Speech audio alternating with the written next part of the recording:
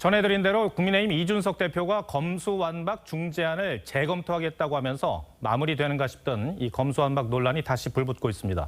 앞으로 어떻게 전개가 되는 건지 정치부 김보건 기자와 좀 더 짚어보겠습니다. 자, 김 기자, 네.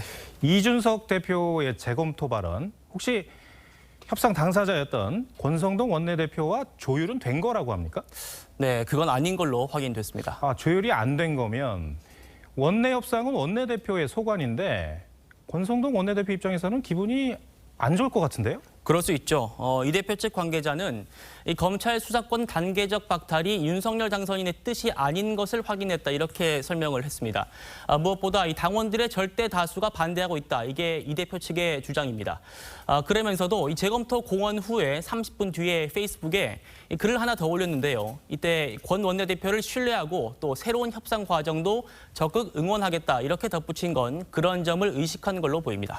이 여야 합의에 대한 당내 비판 수위가 어느 정도나 됩니까? 네, 일단 원내 지도부는요, 이 검찰의 이 직접 수사 범위에 부패 범죄와 경제 범죄는 남겨뒀고 또 이 월성 원전 수사, 또 울산시장 수사 등도 마무리할 수 있다, 이렇게 설명을 하고는 있습니다. 하지만 이 국민의힘 홈페이지에는요, 이번 합의에 대해서 사실상 다 내준 격이다, 이러면서 중재안 합의 철회를 요구하는 그 1000건을 넘어서고 있다고 합니다. 선거 사범이나 또 현직 공직자 수사를 못하게 하면서 정치인들이 야합을 한 거 아니냐, 이런 비판이 나오는 것도 사실이거든요. 이것 때문에 국민의힘이나 민주당이나 다 똑같다, 이런 프레임에 빠지면서 지지층은 물론이고 또 중도층까지 이를 수 있다, 이런 우려가 나오고 있는 겁니다. 그런데 이 국민의힘 의원총회에서 이 중재안이 추인이 된 거잖아요. 뒤집힐 가능성도 있는 겁니까? 네, 사실 부담스러운 게 사실이죠. 일단 합의를 파기한다면요, 이 협상을 직접 했던 이 권성동 원내대표의 향후 이 대화 협상력에 타격을 줄 수 있겠습니다. 이 때문에 실제로 권 원내대표가 현실론을 앞세워서 당대표의 재검토 방침에 반대할 가능성이 적지 않습니다.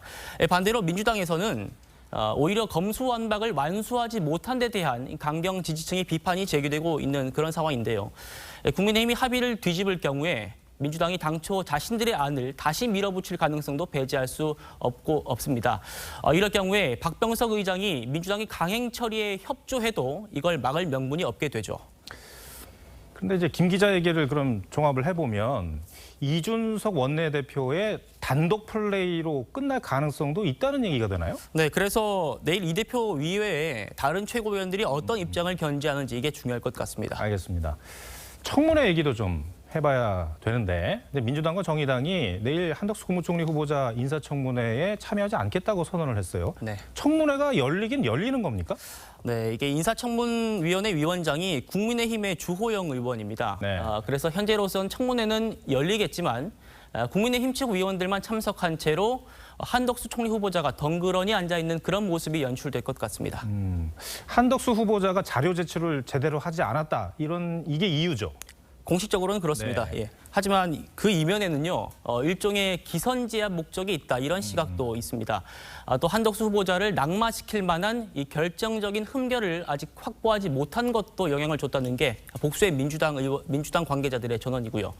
또 민주당은 앞서 한동훈 법무장관 후보자와 또 정호영 복지부 장관 후보자의 임명 철회를 요구하면서 강행을 하면 총리 인준을 부결시키겠다, 연계하겠다, 이렇게 공언을 했었잖아요. 한 부총리가 재산 증식 과정에 여러 의혹을 받고는 있지만 결정적인 결격 사유를 입증하지 못한다면 자칫 새 정부 발목 잡기라는 역풍을 맞을 수 있다, 이런 우려도 있습니다. 네, 김보건 기자 잘 들었습니다.